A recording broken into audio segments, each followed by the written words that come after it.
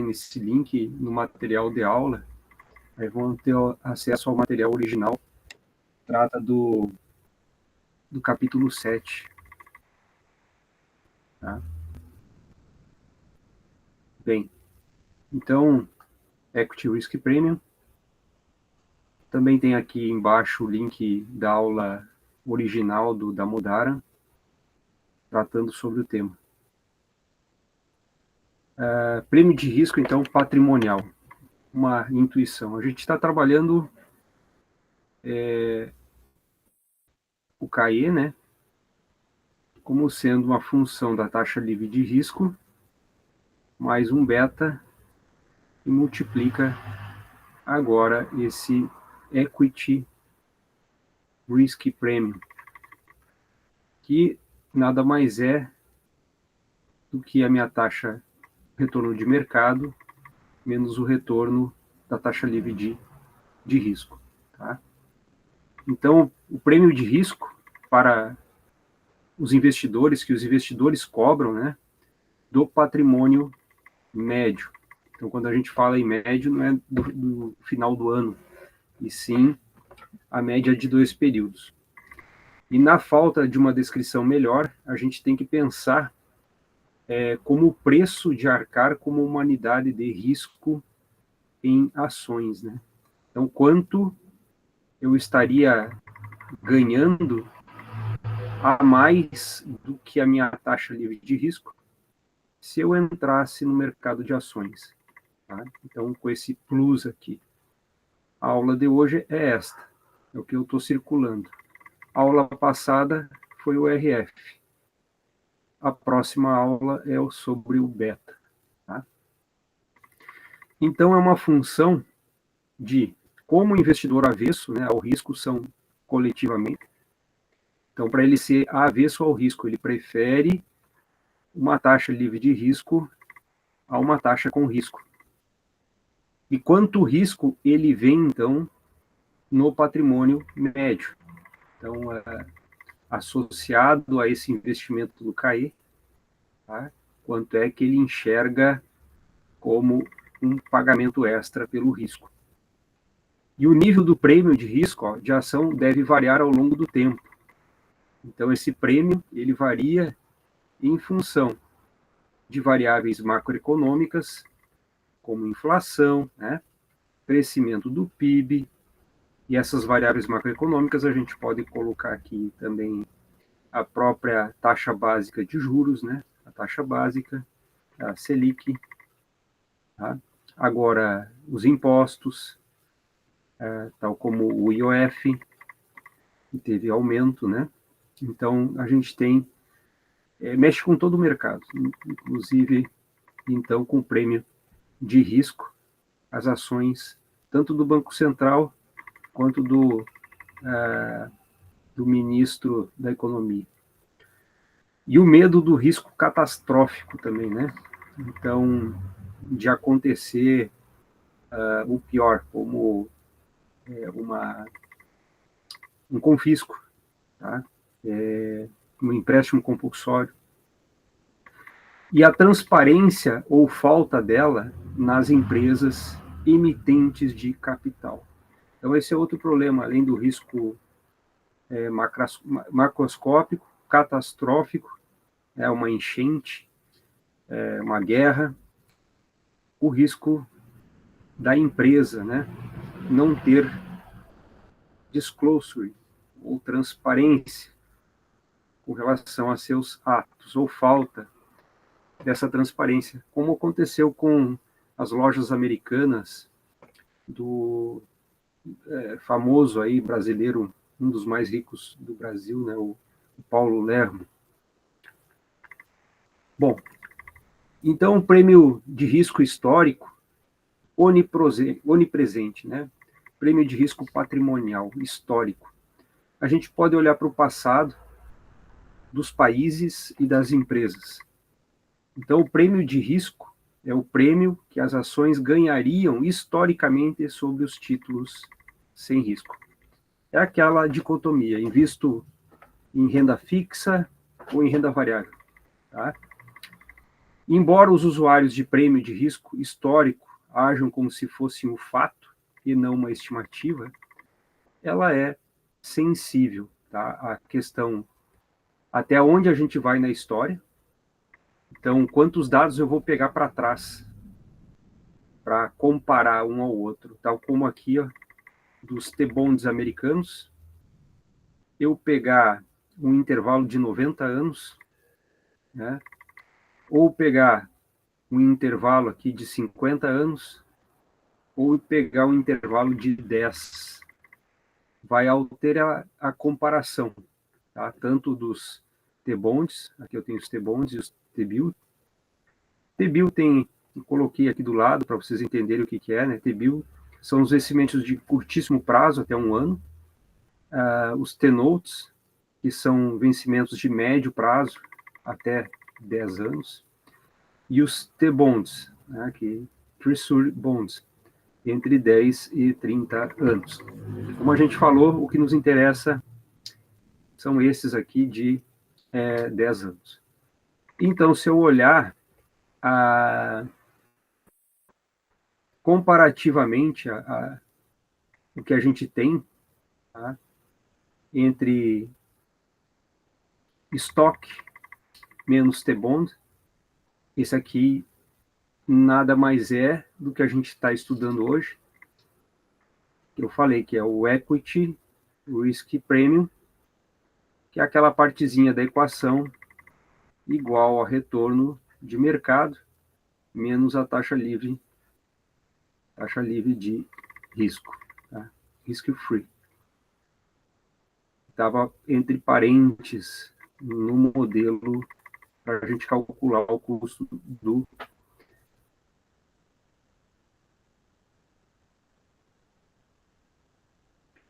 capital próprio, tá?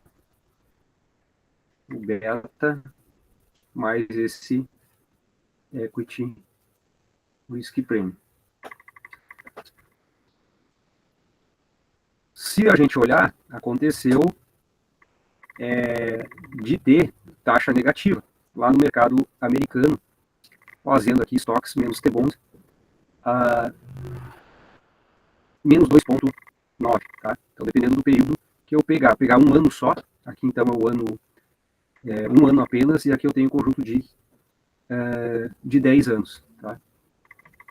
Pode acontecer de estar mais interessante aplicar em renda fixa do que no mercado de ações, tá? Mas, na grande maioria dos casos, como a gente pode observar, vale mais a pena investir em ações, né, no horizonte de tempo sendo analisado. Tanto uma média aritmética, uma média simples, né, ou uma média geométrica, que seria taxa de juros compostos, como aqui eu coloquei ao lado. Tá? Bom, então os perigos da gente confiar no passado, né? Existe a questão de ruído, estimativas barulhentas, né? Mesmo com longo período de história, o prêmio que a gente vai calcular, o risco, né, tem um erro padrão substancial. Tá? Então, para quem conhece estatística, né, a gente tem o desvio padrão, que é sigma, tá? E se eu dividir sigma por raiz de n, que é o meu período, eu tenho o que se chama de erro padrão, que é o meu desvio padrão sobre a raiz de n. Se eu somar esse valor aqui, mais a minha esperança, né, mais ou menos, eu tenho o meu intervalo de confiança. Tá? Intervalo de confiança. 90%, 95%, 65%, né? Dependendo da quantidade de desvios que a gente for trabalhar, né? Se for 1, se for 2, se for 3, tá? vai mudar o intervalo de confiança. Então, mesmo que eu utilize um período longo, eu tenho um erro de 2%, né, na minha estimativa. E existe também o viés de sobrevivência. Eu pegar dados históricos do mercado americano ao longo do século XX, a economia americana estava entre as mais bem-sucedidas. Então, ela não é representativa do globo. Ela é representativa dos Estados Unidos da América. Tá? Ela sairia viesada, eu tenho uma amostra viesada para querer analisar o mundo inteiro em termos de valuation. Né? E a gente tem que deixar de olhar somente para o Brasil e ver no mundo, em termos de oportunidade do mercado financeiro. Né? Afinal, a gente tem somente 2%, a nossa bolsa é somente 2% do mercado. Bom, então como é que a gente calcula esse equity risk premium? Aqui eu estou falando em risco histórico, né? Estou falando do passado. Nessa minha lâmina eu apresentei dos Estados Unidos. Ah, mas eu não quero saber dos Estados Unidos, eu quero saber do Brasil, professor. Bom, Brasil, se vocês pegarem de 2015, é só jogar no Google, né, até 2025, o Ibovespa teve uma alta acumulada, né, de 80%. Um ganho acumulado de 80%. Se eu fizer a média geométrica, ou seja, calcular isso, né, exponencialmente, vocês vão achar um retorno médio anual de 6,5%. E comparar 2015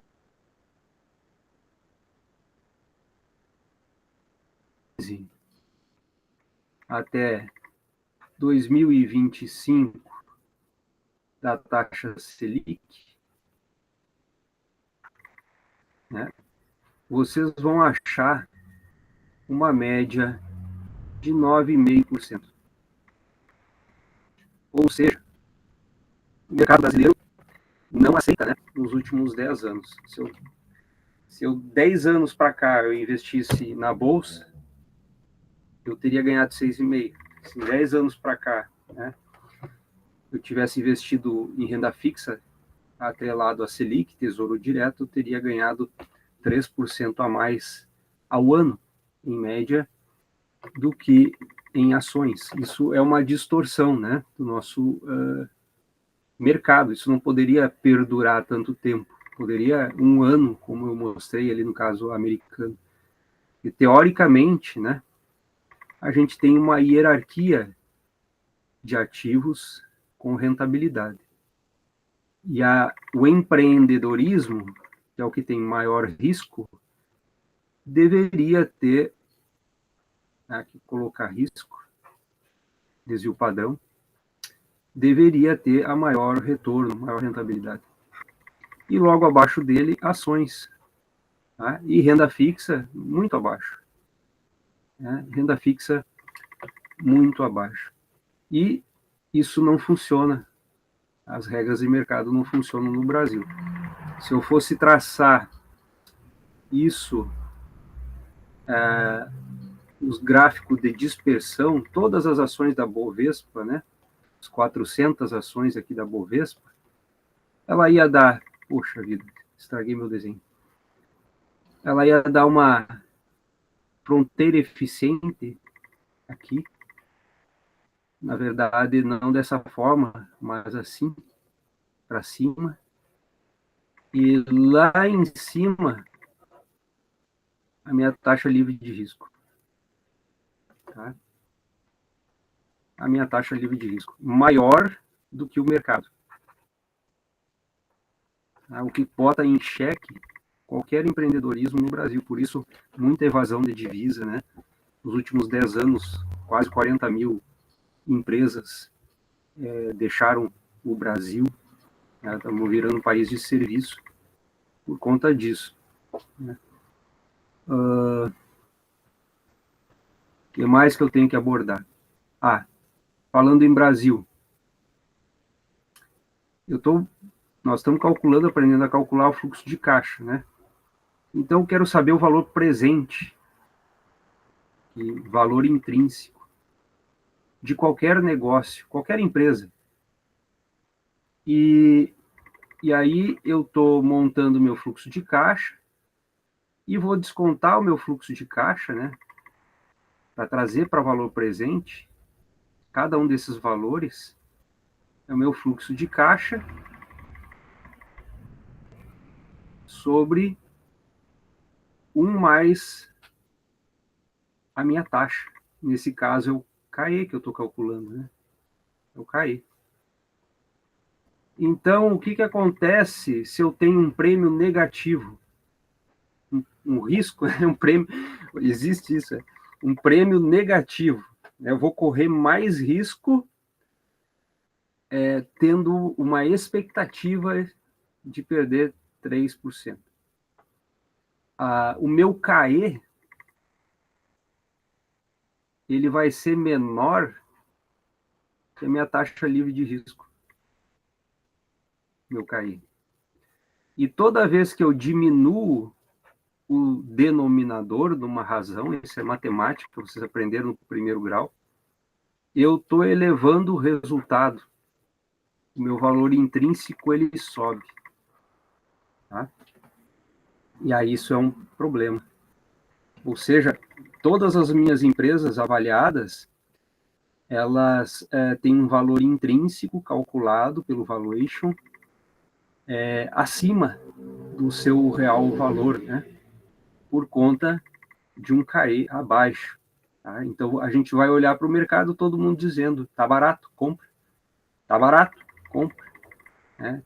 Quando, na verdade, não. Né? Bom, fiz uma riscaria aqui, voltando para o exemplo.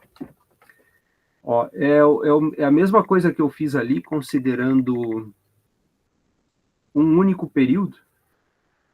Agora, a gente fazendo um fluxo de caixa normal. Como o Equity Risk Premium, eu estou olhando para futuro, né? Não é para o passado, que nem eu mostrei ali. Eu quero saber a esperança, né, de todas as ações, o mercado de ações, nos próximos 10 anos, me dar, então, um retorno maior, né, do que a taxa livre de risco. Mas isso é para frente, para o futuro. Tá? Vou botar aqui mais infinito, e aqui menos infinito, não é para trás. Então, eu tenho que fazer projeção. Exemplo aqui, o SP500, em 2013, estava 1.426 pontos, e que estava dando um retorno em 2012 de 72 pontos, mas que na média dos últimos 10 anos foi 69. Então, esse era a minha data zero, de 69, e os analistas tinham uma expectativa de crescimento do SP500 de 7,6% de 2013 até 7,28% em 2014 e diminuindo até 1,76% em 2017. Então, isso eram projeções. Mais para frente, a gente vai aprender também como fazer projeções. Tá? É brincadeira Nostradamus. Bom, essas projeções trazido a um crescimento anual composto, tá? Um VAUE, ou um CAUE, né? Custo anual uniforme equivalente, vocês aprendem matemática financeira ou engenharia econômica, nos próximos 5 anos, esse 5,27 seria o equivalente a essas variações de crescimento, né, na remuneração do SP500. Então, aplicando 5,27 mais 5,27, a partir do 6,69 até o quinto ano. E dali para frente, eu tenho uma perpetuidade. Tá? A perpetuidade, que é essa expressão aqui, da perpetuidade. Tá? Eu vou assumir que o SP500 vai crescer exatamente igual à taxa livre de risco. Porque se ela crescer mais do que o que o Fed lá quer pagar de taxa, né, nos T-bonds, o mercado de ações iria sugar todo o dinheiro do mundo, né? Que é o que vem acontecendo. Os Estados Unidos criando lá superfortunas cada vez mais descolando da média da população, né? Tá?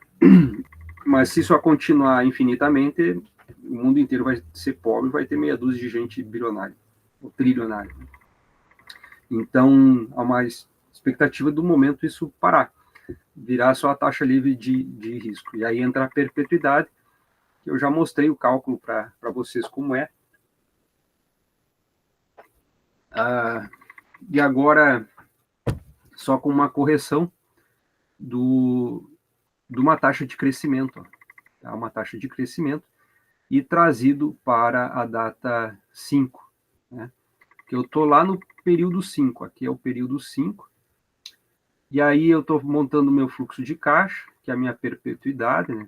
Para sempre aqui, até infinito, no mesma grandeza, e aí eu achei quanto vale isso, né? O equivalente disso, da minha perpetuidade, eu tenho que trazer para o ano 5, do 6 em diante, tem que trazer para o ano 5. Eu também multiplico a minha perpetuidade aqui no denominador por 1 mais 5. Bom, resolvendo isso para achar a taxa de retorno, considerando o atual valor do SP500, lá de 2013, eu vou achar o R. Aqui é matemática, né? Qualquer planilha de Excel, calculadora aí, HP, vai achar esse valor. Então, o retorno esperado das ações era 7,54, enquanto que a taxa T-Bond era 1,76. Ou seja, o prêmio esperado, né, a esperança, a expectativa de prêmio de risco para os próximos, todo sempre, né, seria de 5,7%. Tá? Ou seja, as ações ganhando sobre renda fixa. Tá?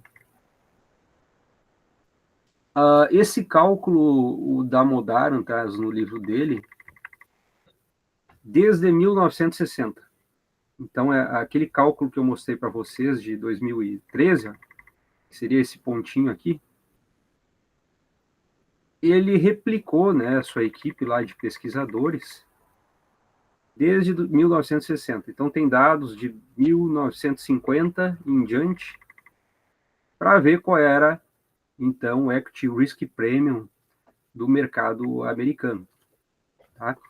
Se vocês olharam, sempre foi positivo. Sempre teve um prêmio, né, pelo risco nos últimos 50, 70 anos, aí agora 65 anos, no mercado americano, o mercado de ações sempre superou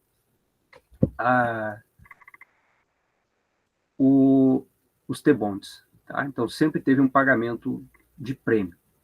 Diferente do que a gente está vendo aqui, e nos últimos 10 anos, tá?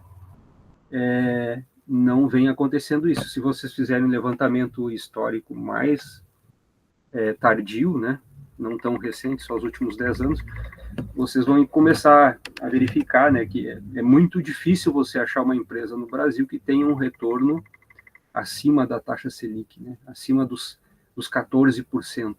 Se a gente andar por Santa Maria, pelo comércio, e calcular o lucro líquido das empresas no comércio, vocês vão ver aí que é na faixa de 5%, 7%, até menos, às vezes 3% de lucratividade, né?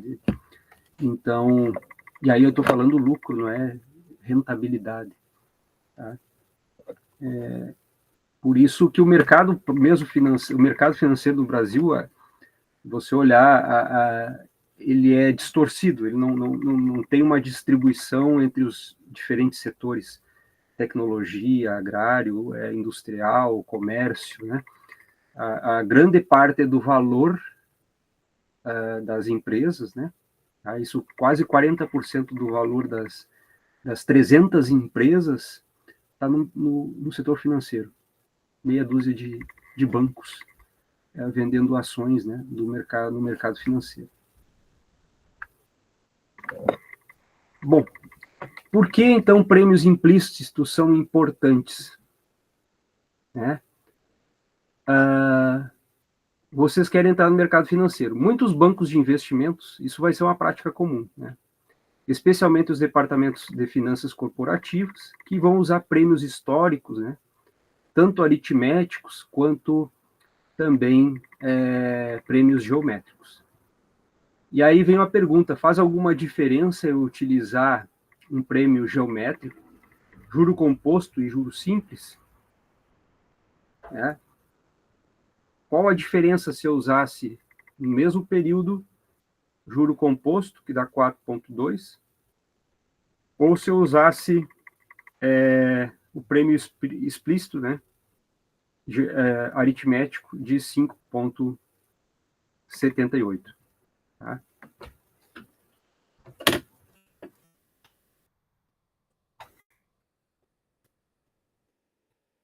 Aí tem 3 respostas possíveis. O valor obtido seria muito baixo. Né? A maioria das ações parecerá sobrevaliada. Os valores obtidos serão muito altos. A maioria das ações aparecerá desvalorizada. Ou não deve haver viés. Né? O que vocês acham? Por favor, respondam aí brevemente. Tem bastante coisa para a gente falar.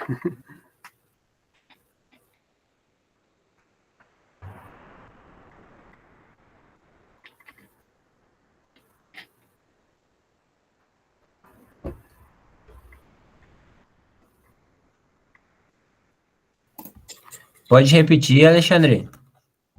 Ó, tá na tela ali, ó. Se todos os analistas do departamento usassem um prêmio de 4,2, tá, em vez de 5,78, o que aconteceria? Eu iria avaliar as empresas muito baixo, eu iria avaliar as empresas de forma muito alta, ou isso não traria viés?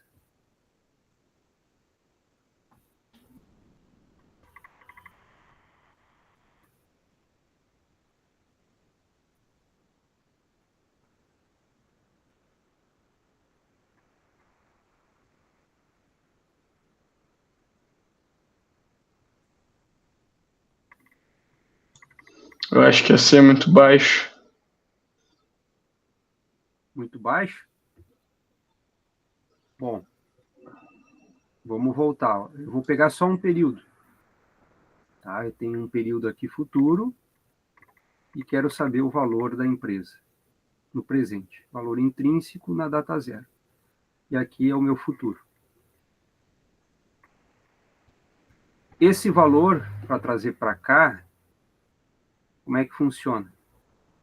É meu FV,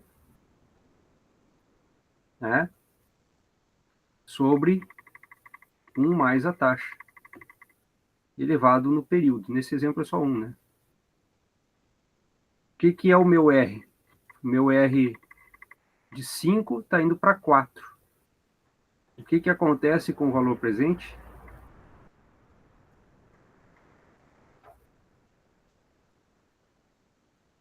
Se cai o denominador, o que acontece com esse resultado? Sobe ou desce?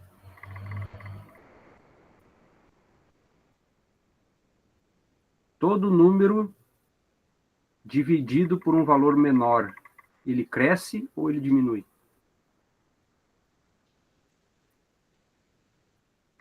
Ó, 10 dividido por 5. 2. Agora, em vez de 5, eu vou usar 4. Sobe para? Quanto maior o prêmio, mais descontado fica, não? Então, quanto menor for a taxa, se eu usar uma taxa menor, né, eu estou aumentando o valor presente. Tá? Sempre que eu dividir, o denominador for um valor menor, o resultado é um valor maior. Certo? Então, é isso que acontece. Se eu reduzo a minha taxa, reduzo a taxa de juros, eu tenho um valor da empresa maior. Então, os valores obtidos serão altos. E a maioria das ações, então, vai parecer desvalorizada. Ou seja, estão baratas, né? Comprem. Tá? Comprem. É isso que acontece. Bom, é só interpretação matemática, tá? Só interpretação matemática. Bom, estimativa de um prêmio de risco para mercado emergente. Então, para Brasil, como é que eu faço? Se eu seguir o caminho de comparar Selic com o Ibovespa, a gente já viu que o prêmio é negativo. E isso não faz sentido para a utilização do CAPM, né? O prêmio de risco. É um dos pressupostos que o investidor é avesso ao risco. Né? Então, para ele se expor ao risco, ele tem que ter um prêmio. E nesse caso, não existe o prêmio, bem pelo contrário. Né? A Bolsa está nos convidando, o Brasil está nos convidando, invista no mercado de ações para perder dinheiro. Né? Porque você tem uma esperança de perder, seria um risco de oportunidade, né? Você vai estar ganhando 6,5%, mas está deixando de ganhar 3% a mais se investisse em taxa renda fixa. Tá? Então, como ele não atende o pressuposto, já seria um ponto de partida inicial equivocado. Né? Eu utilizar reais, utilizar a bolsa para fazer o valuation da empresa.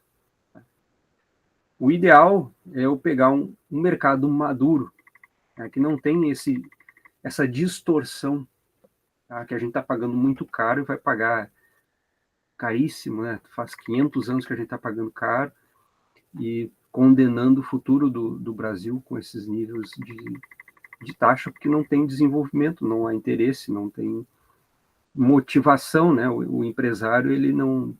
Quem sabe fazer cálculo, né, percebe que é melhor eu fabricar lá na China e importar para o Brasil, mesmo sendo brasileiro, do que fabricar aqui. Tá? Então, a gente parte de um mercado maduro. O que a gente tem como mercado maduro, tido como maior economia do mundo, é os Estados Unidos. Né? Então, tem que pensar como gringo, tá? E não como um investidor nacional, para aplicar valuation, conforme as técnicas, atendendo os pressupostos dos modelos, né, de equação, como é o Capital Asset Price Model, que é um modelo premiado com nada menos do que um prêmio Nobel. Né? Então, eu vou sair de um mercado maduro. Eu tenho que pegar a taxa livre de risco de lá, eu tenho que pegar o Equity Risk Premium do mercado americano. Tá? Então, eu vou pegar o meu cálculo que eu fiz do Equity Risk Premium para o mercado americano, pensando como gringo, eu sou insistente, eu quero colocar meu dinheiro no Brasil. Tá? Eu vou pegar, então, o que eu ganharia nos Estados Unidos e iria somar o spread de default do Brasil, que é 1,75. Tá?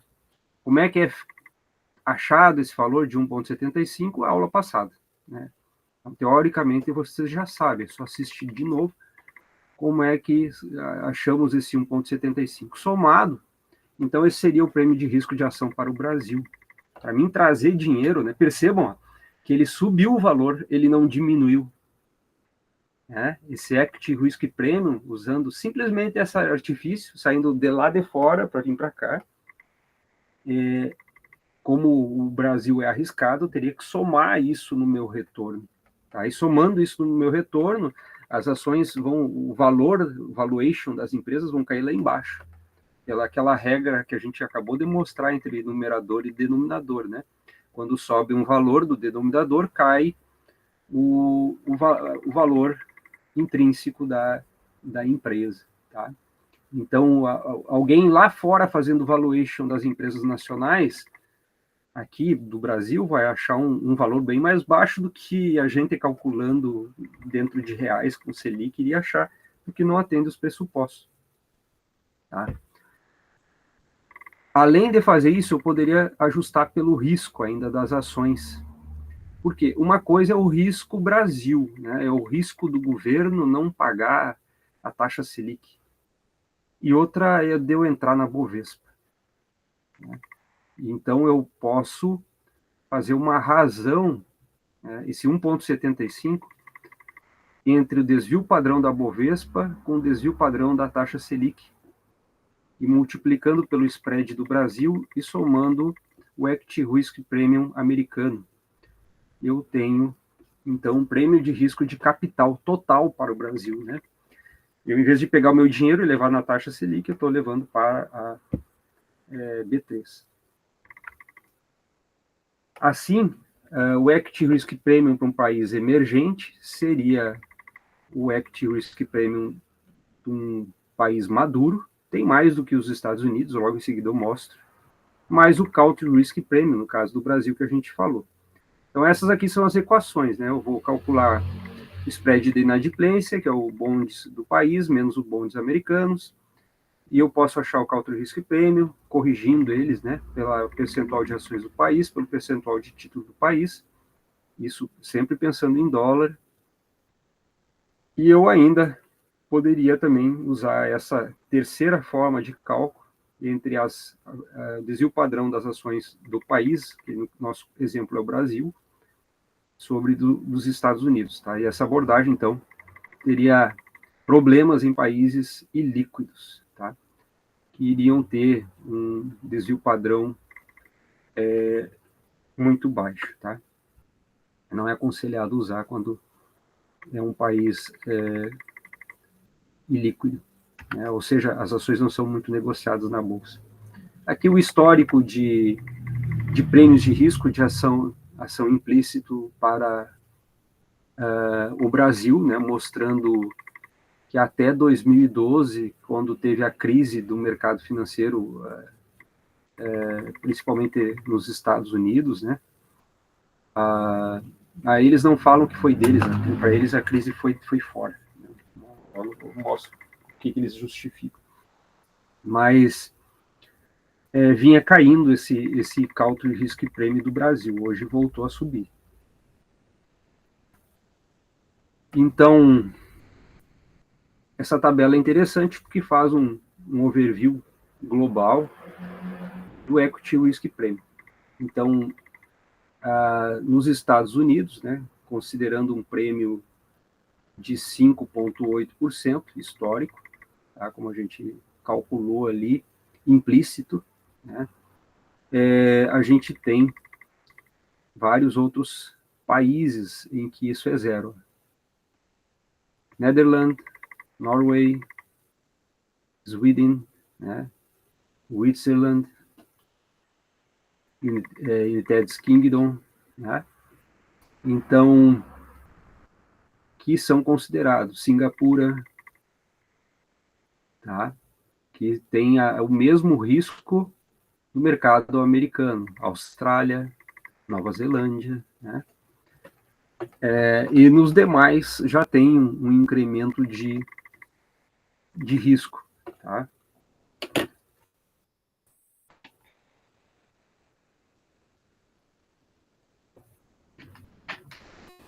Olha a Grécia,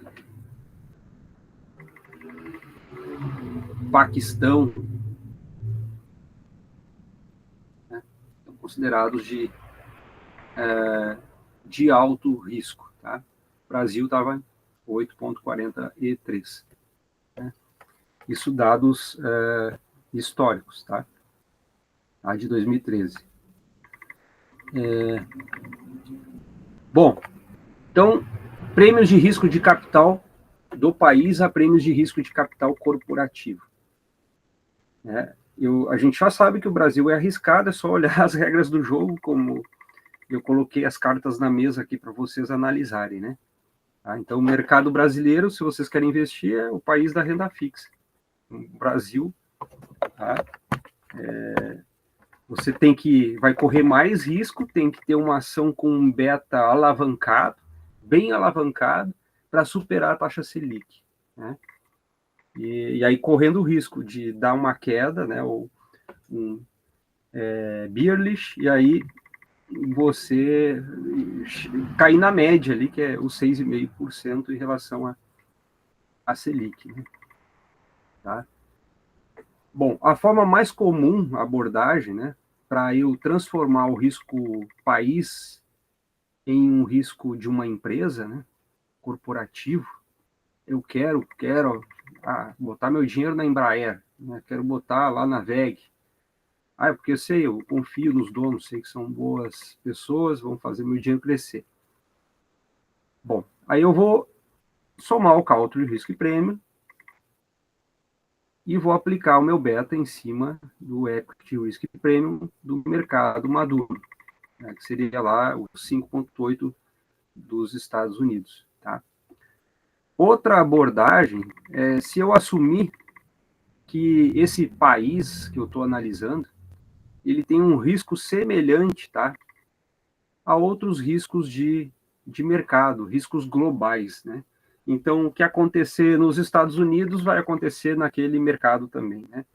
Pegar uma Alemanha, eu acredito que os movimentos são globais, né? Então, dá a mesma exposição de risco.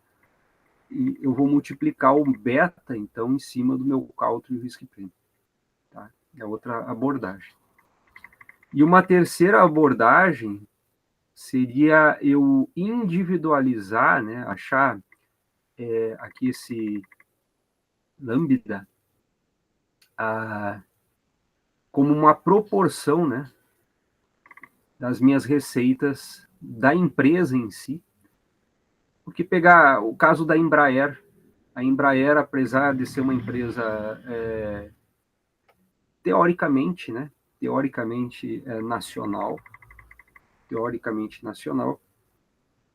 mas as receitas dela toda, os pagadores, os clientes, não estão no Brasil. Então, apesar da planta fabril, né, os funcionários serem engenheiros brasileiros, os 4.000 engenheiros que ela tem lá, o cliente, o mercado dela está lá fora. Então, ela tem uma exposição ao risco muito menor do que uma Magazine Luiza, né? E você olha, praticamente 100% da receita está no mercado nacional. Tá? Bom, ainda eu posso incorporar no meu modelo para achar o CAE, né? Que é a nossa temática de hoje. Eu quero achar o custo do capital próprio. Além da taxa livre de risco, do Equity Risk Premium, do Country Risk Premium, eu posso somar, tá, um prêmio de tamanho, né, Side Premium, né, e um prêmio de gestão, Management Premium, tá, ao meu modelo. Por quê? As empresas nacionais são pequenas, são pequenininhas perto do mundo lá fora, né? A nossa maior, a maioria dos momentos, é uma Petrobras, de vez em quando uma Vale, né? E aí você compara o tamanho da Petrobras perto de uma Apple, perto de uma Nvidia, você vê que é muito pequeno. Tá? É muito pequeno. Vale o quê? 500 bilhões de dólares. A Petrobras, isso é variante no tempo, né? Uma Apple, uma Nvidia na casa dos 3 trilhões. Então, é um sexto do valor. E aí, imagina eu investir numa empresa menor ainda. Tá? Empresas pequenas, então, tendem a ser mais expostas ao risco, porque tem mais dificuldade de acesso a capital, como é o caso agora do Brasil, com o aumento do IOF, né? Então, a empresa quer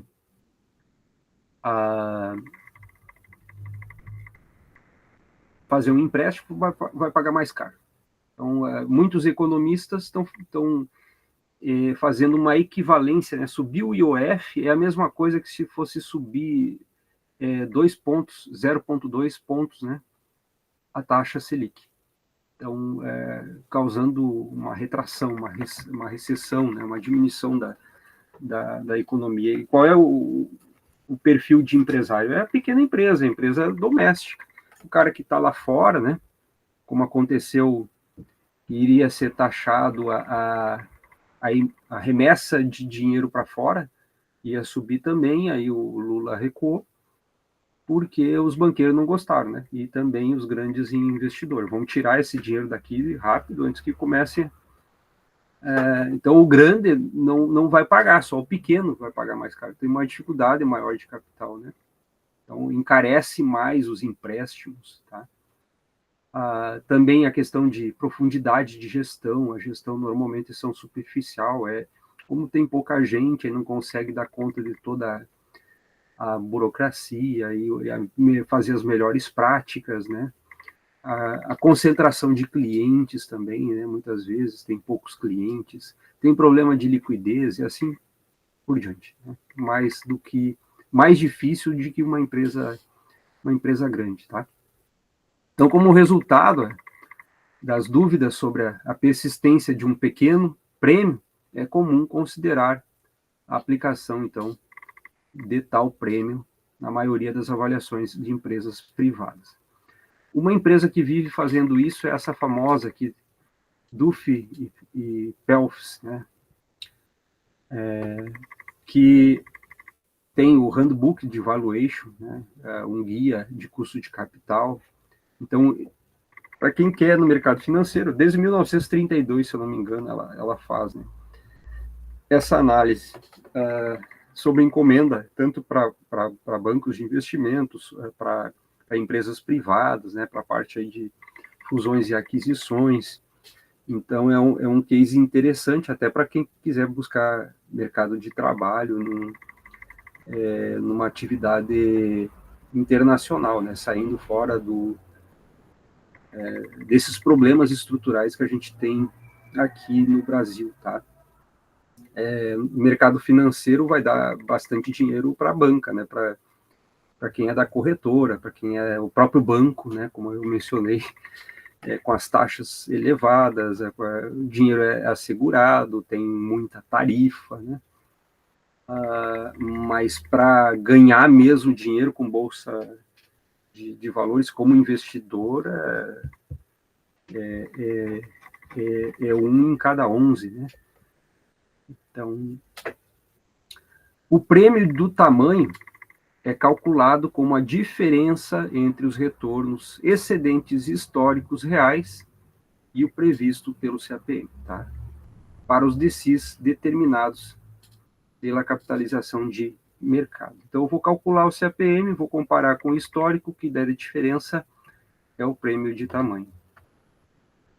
O prêmio específico da empresa, ainda tem mais isso, além de prêmio de tamanho, né? Que quando não é capturado por outros fatores do CAPM, tá? Tal como risco de projeção, risco de concentração de clientes, equipe de gestão inferior, né? O pessoal não é qualificado, risco de funcionário-chave, né? O cara sai da empresa e leva todo o conhecimento, todo o know-how. Tá? Ainda posso considerar um prêmio de risco específico, além do do tamanho. Também tem forma para calcular isso, mas não dá tempo da gente mostrar. Ó, já são 10 horas. Bom, estimativa de exposição ao prêmio de risco do país, tá? Então, quando eu vou usar a minha abordagem 1 ou 2 entre aquelas 3 que eu mostrei, eu vou colocar o Country Risk Premium normalmente com base na sua localização, né? Onde a empresa está instalada na avaliação.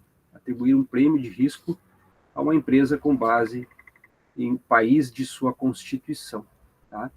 Ou com base em sua operação, né? Uma versão modificada, também razoável, né? De prêmio de risco, tá?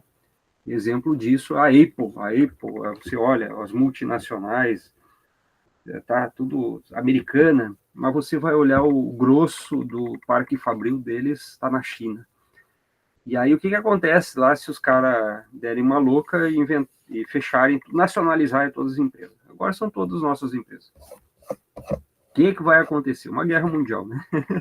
Uma guerra mundial, né? Os detentores do capital contra os detentores do capital financeiro, né, e da potência bélica contra os novos detentores do capital industrial, né, os chineses. Né.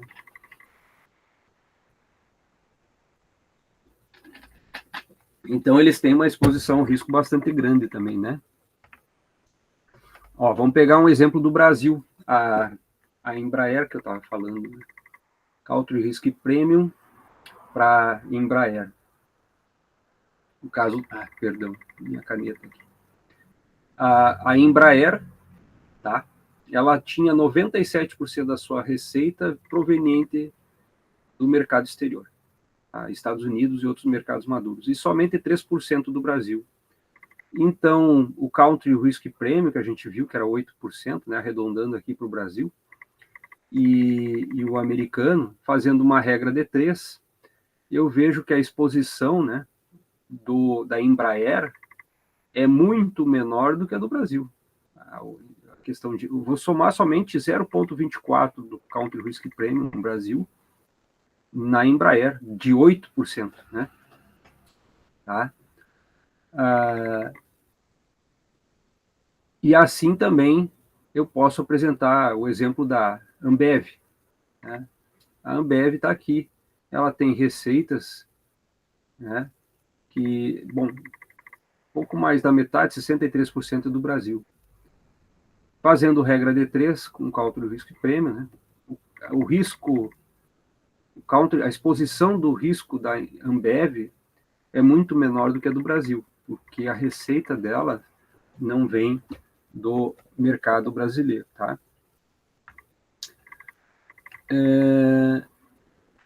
E a mesma coisa eu poderia fazer para uma Coca-Cola, tá? Pegar outras empresas lá fora, analisando a receita. Tem que ir a fundo na análise fundamentalista da empresa, né? Eu tenho que saber de onde vêm as receitas, tem que ler os relatórios financeiros, não somente o DRE não vai aparecer, né, distribuído assim. Eu vou ter que ler os relatórios para conseguir fazer um valuation de fundamento, como a gente está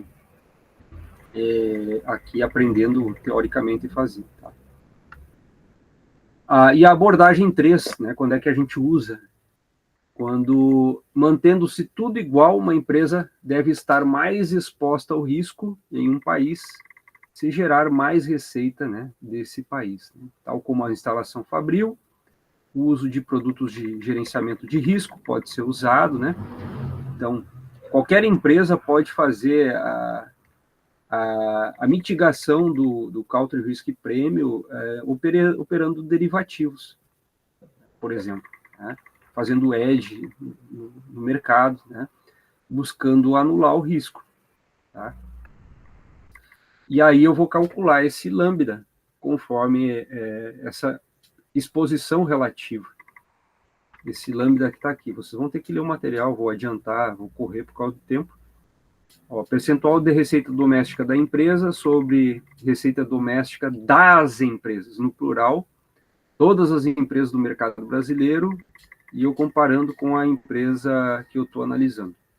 No caso do exemplo da Embraer, ó, que só 3% da receita é do Brasil, mas, na média, as empresas brasileiras têm 77% de sua receita proveniente do Brasil, então o meu lambda vai ser 0,04. Diferente da Embratel, né, que era 100% a sua receita no Brasil, quando, na média, era 77% proveniente do Brasil, né? Das empresas da Bovespa, 77% tinha receita proveniente do Brasil. Então, dava 1,3, tá? Essa abordagem, ela cai ao chão, tá? Se a receita de todas as empresas for doméstica, tá? Bom, depois disso, a gente vai fazer o uso do beta, né? O beta a gente vai falar na próxima aula, mas eu já vou adiantar um pouquinho aqui para vocês, né? A gente pode usar betas históricos, tá? Calculando o que a gente chama de beta alavancado, né? Calculando betas bottom-up, que é o mais aconselhado para evitar esses problemas de distorções do mercado, como eu mostrei ali da taxa Selic, né? Tendo um prêmio de risco negativo. Tá? Então, a gente tem que seguir esse passo a passo. Esse passo a passo, vocês que forem trabalhar no mercado financeiro vão ter que saber decor. Né? Vai ter que estar no sangue, como a gente diz, que nem rezar o Pai Nosso. Né? Pedir para vocês rezarem e ter certeza que vão saber rezar agora, mesmo sendo crente ou não. Né? Isso tem que estar no sangue para quem trabalha no mercado financeiro. Os beta bottom-up para fazer valuation. Tá? Esses passos eu vou abordar na próxima aula. Tem betas de contabilidade que a gente pode usar, tá? Mas eles têm desvantagens como falhas técnicas de erro padrão, de índice de mercado, de incapacidade de regressão.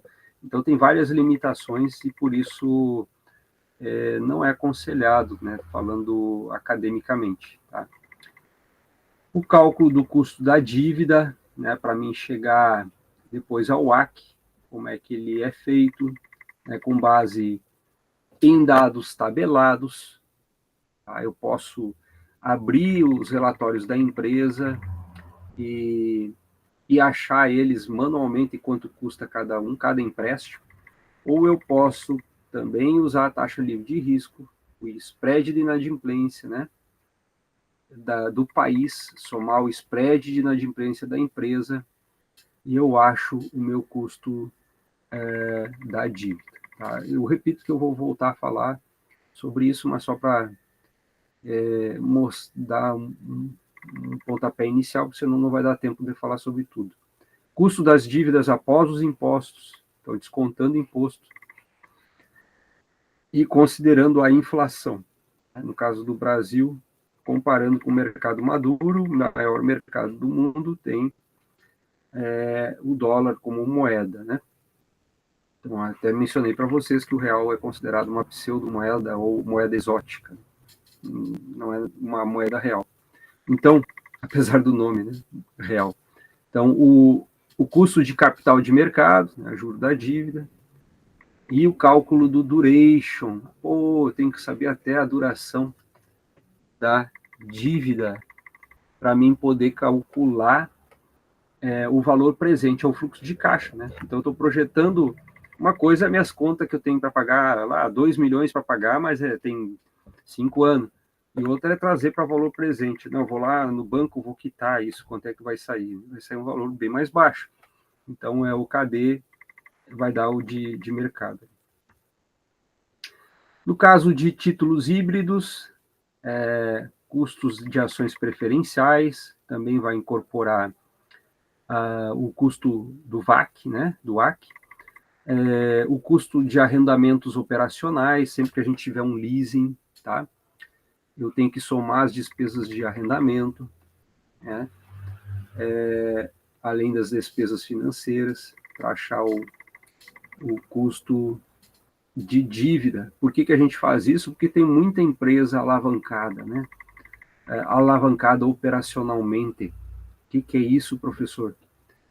Pegar uma São João, que tem mais de 1.000 lojas, E aí você vai ver os terrenos e a construção ali são benfeitorias feitas em cima de um patrimônio de terceiro, né? Tudo arrendado por 30 anos. Então, na verdade, não é um ativo da empresa, né? É uma despesa de arrendamento. Pegar as lojas Colombo, lojas Quero-Quero, até bancos, a maioria dos bancos, né? Pegar Banco do Brasil, por exemplo, as lojas são tudo alugadas, os prédios são alugados. Tá? Pô, mas banco paga aluguel, por que eles não têm dinheiro para ser dono? É simplesmente porque não vale a pena, né? Estão no mercado financeiro, então é melhor deixar o dinheiro emprestado para terceiro do que imobilizado. Né? E aí eu tenho que fazer essas correções. Tá? Tem empresas com despesas bastante elevadas de arrendamento operacional. Custo de capital, daí final vai ser essa sopinha de letras, como está aí. Na prática, tá? O que a gente faz aqui, só fazendo um levantamento do que a gente enxerga? É uma selva com tudo que é tipo de animal, né? No bom sentido, tá? Eu não estou falando mal de ninguém, mas dizendo assim, que cada um calcula como quer, né? Tá? Tem cartomante, tem gente que usa o APM, 81%, 4% usam o CAPM modificado, 15% não sabe o que usa para fazer avaliação dos negócios, 70% usam T-bonds de 10 anos, 7% usam T-bonds de 3 a 5 anos. Isso tudo é um levantamento do mercado financeiro americano, né? 4% usam letras do Tesouro, 52% usam fontes públicas do Beta, então não calculam nada, né? Aquele profissional financeiro que fica só na vida boa, né? Pega os cálculos dos outros e em cima desse cálculo dos outros vende a sua projeção. É mais marqueteiro do que propriamente um técnico, né, financeiro. Tá? 30% faço as próprias estimativas, só 30% faço as próprias estimativas de valuation. Né? O resto só acessa site.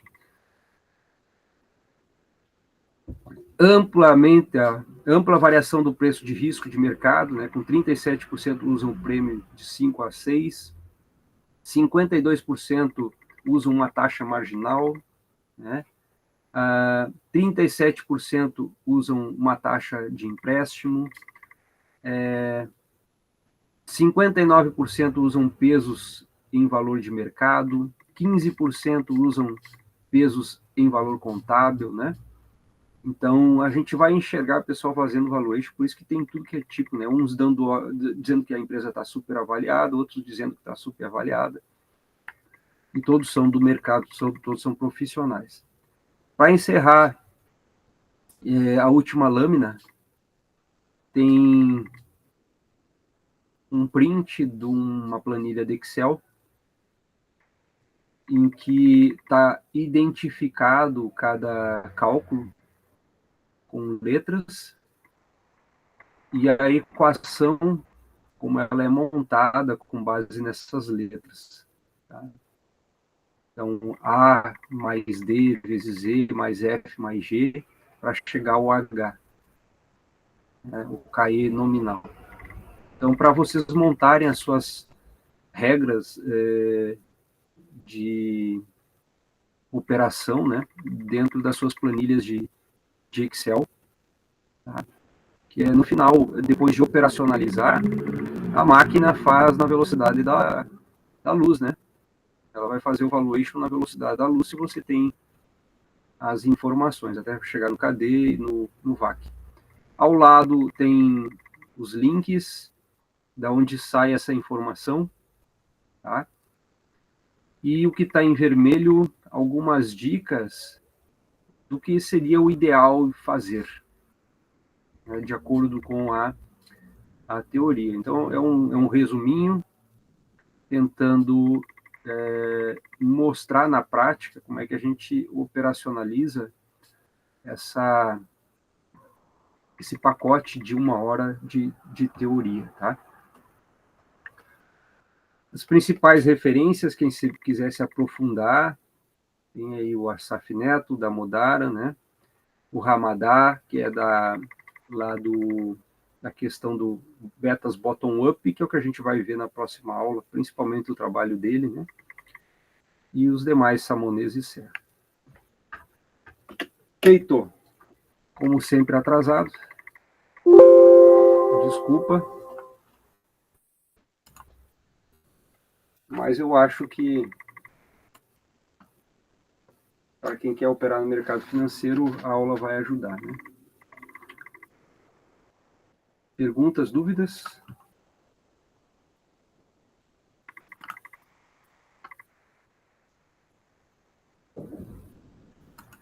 Acredito que as dúvidas vão surgir na hora de fazer o valuation, né? Meter a mão, né? Tem que meter a mão, realmente. Aí é a hora de cada um, né? Com a dedicação, né? Como eu mencionei para vocês, a minha aula ela é mais teoria, né? A questão do que está por trás da equação, tá? Fora isso, dá para pegar o livro, tem aquele que eu falei antes acho que não deixei ele aqui, que é do Wilker, né? Que é um passo a passo, uma planilha de Excel, para vocês usarem, tá? Depois tem os pacotes de livro, né? Só que tudo é de livro, só que tá o que eu mais uso aqui atrás, mas tem bastante coisa, tem a série, tem a série impressa do